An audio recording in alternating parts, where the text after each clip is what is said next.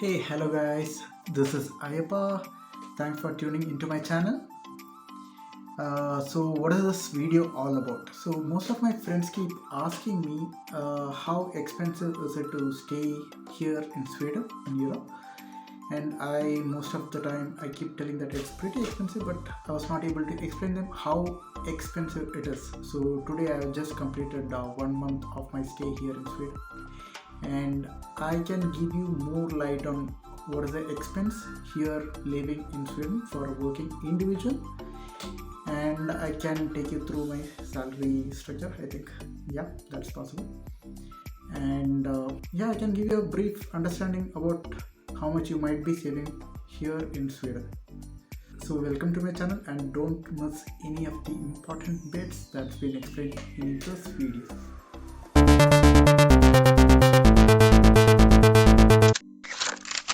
So, starting with about me, how did I land up here in Sweden? So, I work for an Indian company, and on contract basis, I'm here in Sweden for working, and it's been like a month now. So, I'll be showing you my shared apartments, which will be shared by 3 people, and this room that you see behind me is being utilized by me, and we have similar two other rooms which will be shared by other 2 people, and we have a common area, that's the kitchen, and we have 2 restrooms, which is again common to everyone, and this is my workstation which I'll be working, and that's my bed. I have hangers for this. I have a single wardrobe. So this is a common kitchen which will be shared by all the 3 in this apartments, and we have a dining space, and we have 2 restrooms over there, and we have all the setups that's required for basic kitchen, including the utensils, appliances, stove, fridge, a microwave, and conventional oven. So, what is the total accommodation expenses that I will have to give for my room? I'll be telling you that. So, I pay rent of 4,500, which is inclusive of electricity, water, Wi-Fi, and we don't have parking. So parking is excluded, and we have laundry service that's common for this complete building. So we have 6 individual apartments who will be utilizing that common laundry, and something that is again excluding is the maid service. So in case we ask for cleaning of the house, basically the common area, so that is like for the maid you might have to pay it from your pocket, and that is not included in the rent, which is understandable, and it costs something like 100 crowns per hour. That's the maid service price. And like what I said, for the accommodation I had paid an advance of 4,500 crores, and the rent is again the same 4,500 crores, which I have to pay at the starting of the month. So like was in India, we stay there for a month, and the end of the month is what, or the end of the month is where we pay the rent. But here it is not like that. You will have to pay it in front, and then you will be able to stay for the next 30 days. Yeah, so the rent that I have told is for this apartments where I'm staying on a shared accommodation basis, and this is kind of an outskirt in Sweden. So when I say outskirt, we have all the transport facilities and everything, so no complaints in that, but this is not something kind of a luxurious city. This is kind of a good place, or a calm residential area where people can stay. So having this in mind, this cost 4,500.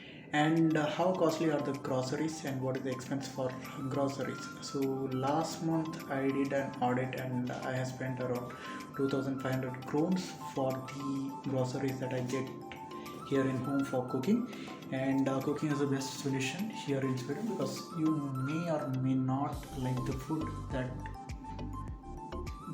you get outside here in Sweden, because it depends, you might not find it that spicy. For me, I like spicy food, so having that in mind, I prefer cooking here.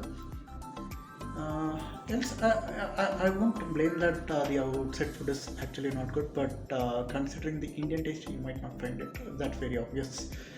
And if you are very adamant to have a Indian cuisine, then it's recommended that you cook it at your place. So, cooking for a complete month for a single individual, I just spent 2,500 krones, and having said that, it doesn't mean that I haven't gone outside for food. I had been outside for food somewhere like 5 to 6 events, and that cost me addition of 500 krones for an entire month. Having said that, it's just like 5 or 6 times. And what other expenses do you have?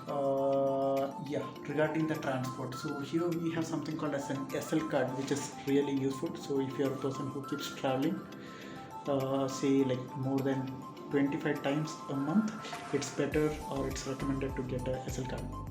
So what happens is that you just have to load this SL card with money. So, and I think the monthly cost is around 970 crowns, and you pay that, and for 30 days you can use any of the bus service, any of the train services, any of the commuter train services, any of the tram, even the ferry as well. So that is something very useful in case you have to travel to office every day in the week. If you are traveling only once in a week, then it's not recommended, but of course you can take this SL card and explore the city maybe. And what other expenses that I've seen is the communication. So for the mobile SIM, I spent around 140 crowns since it was my first month. Actually, there was better plans which I couldn't do a research when I got it for the first time. Else, it costs around 99 crowns a month. So what are the total expense that we can come down to? So it's like 4,500 crowns for the rent, internet, electricity, water bills, and 2,500 for the groceries, 500 expense that I had done while having food outside, and 970 crowns for the SL card, the transportation, and maybe miscellaneous here and there, some extra like 500 to 1000 crowns. And in total I had ended up paying like nearly 9,000 crowns for my first month. And hopefully I think going ahead, maybe the upcoming months I might have my expenses limited to maybe around 8,000 crowns, because first month is normally is going to be very costly, because you have to set up all your kitchen items and kitchen grocery stuffs, right? So first month will be little costly. And having said that, yeah, you need 8,000 to 9,000 crowns if you are living in a shared accommodation. And in case if you're living with your family, then you can expect at least 5,000 rupees extra on your expense, and your rent will obviously go up, and that can go up like around 9,000 to 12,000, between 9,000 to 12,000 crowns a month, which is normally 4,500 for me here in this accommodation. So for getting groceries, it is better to go to the supermarkets that is available over here. You have multiple supermarkets that's available like Lidl, Willy, Scoop, etc. Wherein Lidl is cheaper actually. And you also have Indian grocery shops, very rare of course, but you do get all the Indian stuffs, which will be on a higher cost. You can't expect it cheaper, because they have to export it from India to here, and it is very obvious that that's going to be costlier than the locally available materials or locally available grocery stuffs. So for example, you might not find masala powders that we use in Indian household. So you will have to get it from an Indian grocery shop, right? So that's going to be little costly, which you might have to bear it. And yeah, Indian restaurants, in case you eat at Indian restaurants, even that is going to be on a higher cost than a normal restaurant, is what I felt during this first month of me being here in Sweden. And the next topic is something that is more interesting to you to know. That will be about my salary structure. And well, so uh, while speaking about the salary structure, what are the components that you get, and what are the components that will be exempted, right? So yeah, firstly you have a X figure, that's your gross salary, and on this gross salary you are going to lose around 30% for the social security fees that you will have to give it off, and another 32% approximately, yeah, 32% will be again taken as your income taxes on your salary. And since I am working here from an Indian company which has sent me on contract to a client location, so for me the Indian Provident Fund is also getting debited, the employer and the employee fund. And excluding all these components, that's social security fees, income tax and the provident fund amount, the Y amount that you get is your net take home salary, and that is going to be like almost half this gross salary. So seeing the gross salary, don't think that you are going to get most out of it. You'll be just taking home the almost like half the amount. So keeping this in mind, you can just negotiate your salary with your employer. Overall, Sweden is a good place to stay in, and it's a beautiful country. You guys can come visit here. In case you find this video interesting and useful, please do share this video with your friends who are planning to come from other country to Sweden. With that note, let me take a sign off. Thank you. Bye bye.